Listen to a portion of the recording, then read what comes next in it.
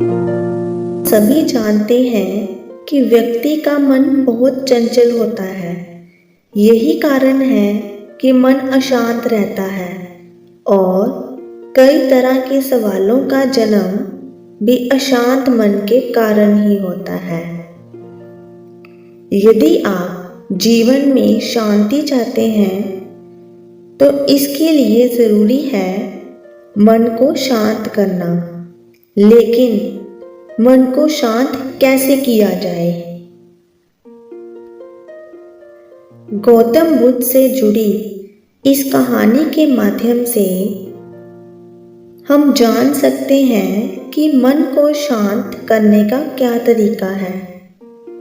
इसमें भगवान गौतम बुद्ध द्वारा मन को शांत करने के आयामों के बारे में बताया गया है। चलिए आइए सुनते हैं इस कहानी के बारे में जिससे आपका जीवन बदल जाएगा। एक बार एक लड़का गौतम बुद्ध के पास जाकर कहता है, मेरे जीवन में बहुत अशांति है, कृपा करके आप मेरा मार्गदर्शन कीजिए जिससे कि मैं अशांति से छुटकारा पा सकूं। गौतम बुद्ध लड़के से जीवन की अशांति का कारण पूछते हैं। लड़का उत्तर देता है, अत्यधिक विचारों के कारण मेरे भीतर बहुत सारे विचार आते हैं जिससे मेरा मन अशांत रहता है। बुद्ध मुस्कुराते हुए कहते हैं, ऊपर आकाश की ओर देखो और बताओ कि तुम्हें सूर्य दिख रहा है। लड़का ऊपर देखता है और कहता है, धूप दिख रहा है। बुद्ध उससे पूछते हैं कि अगर तुम लगातार धूप में खड़े रहोगे तब क्या होगा? लड़का कहता है, मुझे अत्यधिक गर्मी लगेगी और शरीर में बेचैनी होगी। महात्मा बुद्ध लड़के से कहते हैं कि अगर धूप में खड़े रहने से तुम्हें गर्मी लगती है तो इसमें दोष किसका है, सूर्य का ताप का या तुम्हारा? लड़का कुछ सोचने के बाद कहता है, इसका जवाब आप भी बताइए। बुद्ध कहते हैं, सूर्य का काम है ताप देना और ताप का काम है गर्मी लगना।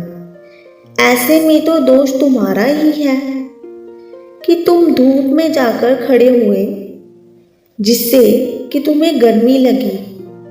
तुम्हें अगर शीतलता चाहिए तो तुम्हें छांव में रहना होगा। ठीक इसी तरह चंचल मन का भी स्वभाव होता है, विचारों और भावनाओं को जागृत करना। विचार क्षण भर के लिए होते हैं, लेकिन विचार से पैदा हुई भावनाएं थोड़ी देर तक टिकी रहती हैं। लेकिन ये तुम्हें निर्णय लेना है कि तुम्हें विचार और भावनाओं के साथ चलना है या अलग दिशा बनानी है। महात्मा बुद्ध कहते हैं कि मन को शांत करने के लिए तन के आयाम पर काम करना सबसे आसान तरीका है। शरीर के स्तर पर हमारे कर्म इंद्रियां और ज्ञान इंद्रियां हैं। कर्म इंद्रियां कर्म और ज्ञान इंद्रियां ज्ञान से जुड़ी होती हैं। इससे हम अपनी संवेदनशीलता को बढ़ा सकते हैं, यानी हम जो भी काम करें उसे आनंद के साथ करें। मन के आयाम से हटकर तन के आयाम पर जाने से ही तुम्हारा चित्त शांत होगा। ऐसा करने से तुम मन के आयाम से हटकर शरीर के आयाम पर आ जाओगे। ठीक उसी तरह जैसे तुम धूप से हटकर छांव में आ सकते हो। मन के आयाम से हटने पर तुम्हारी जागरूकता तन पर आ जाएगी। जब तुम तन के आयाम पर काम करोगे तब तुम्हारा चित्त शांत होगा। इसीलिए हर काम को तन के आयाम पर करने से मन स्वतः शांत हो जाता है। लड़का महात्मा बुद्ध से कहता है, अपने भीतर के सुर को कैसे सुने? बुद्ध कहते हैं, किसी शांत स्थान पर रहकर जहां शांति हो तब अपनी आंखें बंद करो और मन के भीतर चल रहे शोर से हटकर भीतर के सुर को सुनने की कोशिश करो। सुर निरंतर चलता रहता है, लेकिन बाहर के शोर के कारण तुम अपने मन के भीतर चल रहे सुर को नहीं सुन पाते। जब तुम अपने दोनों कानों को अपने हाथों से बंद कर दोगे तभी मन के सुर को सुन पाओगे।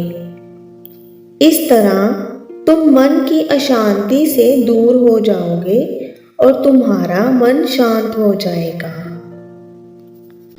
धन्यवाद दोस्तों।